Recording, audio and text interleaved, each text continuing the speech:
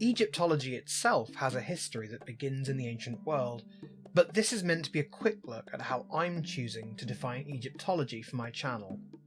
It's a broader term than you might think. As with most questions worth asking, the question, what does Egyptology study, calls upon us to ask other questions as part of our overall answer. Is an Egyptologist a historian, a linguist, an archaeologist, a political philosopher? To master any of those disciplines takes a career of dedicated work.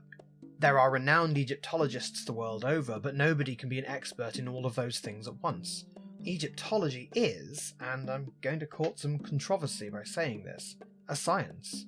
Not in that you would expect to see it listed among physics, chemistry and biology in a course catalogue, and not in that it depends upon or informs fundamental laws of the universe. It's a social science, made up of many disciplines.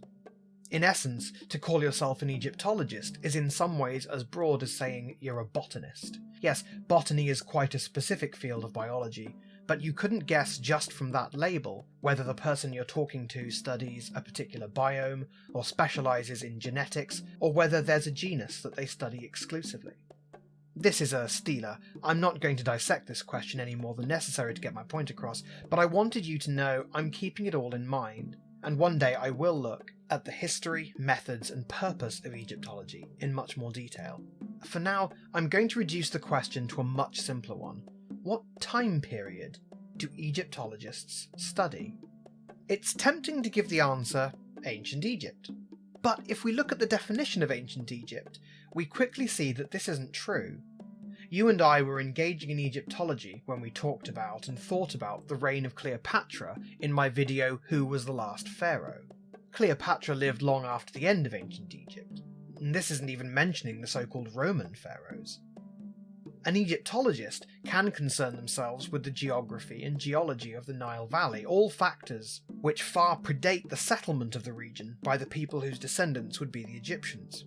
By definition, this is prehistory. Maybe talking about sediment flow, Paleolithic climate change, and the desertification of the Sahara region isn't Egyptology, any more than talking about the nature of electrons is chemistry, but asking how these things affected Egyptian culture is Egyptology. I far prefer the definition that Egyptology studies the period in which hieroglyphs were natively written. This does give away both my European bias, which will tend to view Egyptology as a linguistic field primarily, and my personal bias in that I studied hieroglyphs at university, so consider my cards firmly on the table. But Egyptology is the study of a culture's rise and decline, and language is a culture making itself known. Language isn't just a tool to make yourself understood. Obviously it is a tool for making yourself understood, but it's a part of the soul of a society.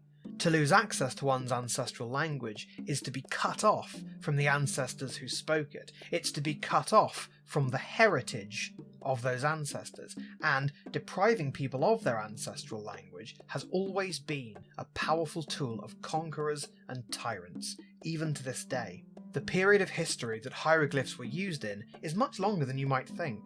A lot of ancient sources are incomplete, so if you take the evidence at face value, hieroglyphs exploded into use out of nowhere in the 33rd century BCE.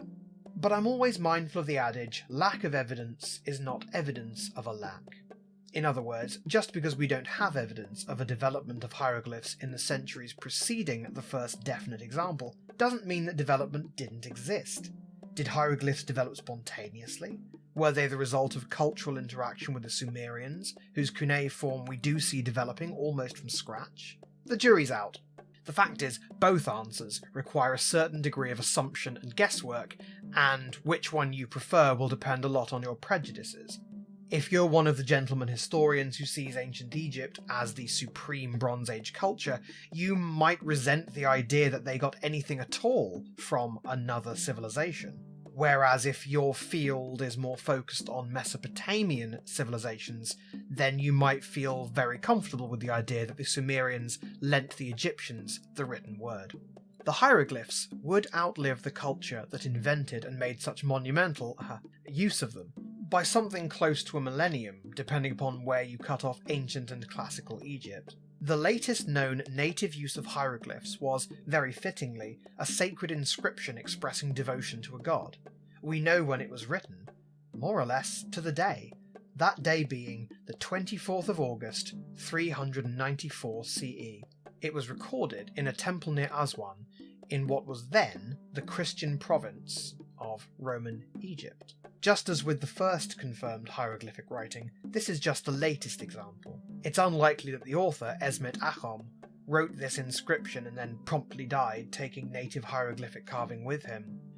But it gives an idea of the endurance of the language, the sacred script that the Egyptians believed was handed to them by the gods, and the religion itself, which would soon be washed away, forgotten for centuries. Esmet Achom was writing in late Egyptian hieroglyphs and also Demotic, and Demotic Egyptian was probably his mother tongue, which means his writing in hieroglyphs was like a Vatican translator writing a papal decree in Latin. It's evidence of Latin's continued use, but not of its continued endurance as a living language. I don't think Egyptologists promptly stopped studying Egypt from the 25th of August 394, any more than they can't look beyond the Nama palette. For one thing, a language is spoken far more than it's written, at least in a pre-literate, pre-internet age. Egyptian hieroglyphs might have suddenly popped up, though again I doubt it, but the language that they were used to represent certainly didn't. There's a section in Terry Pratchett's Discworld book, Pyramids, in which it takes a long, continuous chain of recently resurrected pharaohs to translate an ancient inscription. The first pharaoh and most recent pharaoh wouldn't be able to understand each other, but by a process of a long game of telephone, the inscription could be read. The Egyptians didn't leave us any audio recordings, and their ancient kings are beyond our ability to resurrect. But through what they wrote down, the lives, the times, the trials of the Egyptians are presented to us. We won't ever understand them perfectly, our telephone cable is snapped at several important places. But because the written language is what we have of them, for as long as it's written, and it was written for a long time, that is what Egyptology looks at first. So, Egyptology looks, roughly, at the period between 3200 BCE and 400 CE, with some timey-wimey Jeremy-Beremy at the edges. A concrete answer! Not a perfect one, definitely debatable, but concrete. Cement, maybe. In any case, that's all from me for now, except to wish life, prosperity, and health to you all.